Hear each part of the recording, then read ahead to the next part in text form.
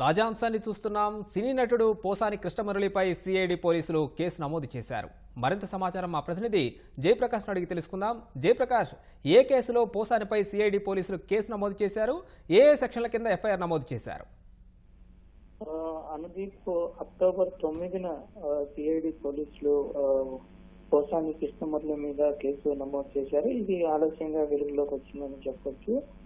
ప్రధానంగా చూసుకున్నట్లయితే తెలుగు యువత రాష్ట్ర ప్రతినిధి వంశీకృష్ణ ఇచ్చిన ఫిర్యాదు మేరకు ఈ కేసు నమోదు చేసినట్లు తెలుస్తుంది. బిఎన్ఎస్ 111, 196, 353, 299, 336, 341, 61, సెక్షన్ 2 ప్రకారం కేసు నమోదు చేశారు. ఇందులో ప్రధానంగా సీఎం చంద్రబాబు పైన అసత్య ప్రచారం, అదేవిధంగా అనుచిత వ్యాఖ్యలు చేసి మార్పింగ్ ఫోటోలను ప్రసారం చేసిన కారణంగా ఆయన పైన ఫిర్యాదు చేశారు. ఆ ఫిర్యాదు ఆధారంగా కేసు నమోదు చేశారు.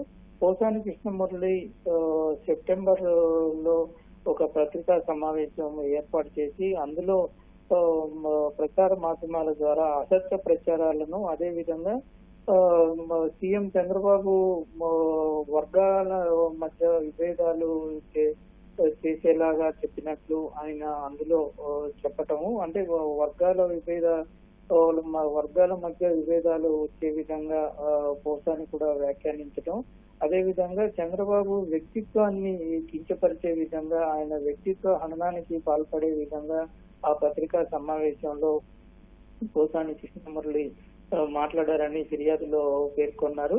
ఇది పార్టీ అభిమానుల్ని, కార్యకర్తలను, మనోభావాల్ని దెబ్బతీసే విధంగా, ప్రతిష్టల్ని దెబ్బతీసే విధంగా సీఎం చంద్రబాబు వ్యక్తిత్వాన్ని పూర్తి స్థాయిలో కించపరిచే విధంగా చేశారని అందులో పేర్కొన్నారు. ఖచ్చితంగా పోసాని కృష్ణమురళి పైన కఠిన చర్యలు తీసుకోవాలని ఫిర్యాదులో కోరారు. ఫిర్యాదుని పరిశీలించినటువంటి సిఐడి పోలీసులు కేసు నమోదు చేసి దర్యాప్తు చేపడుతూ ఉన్నారు.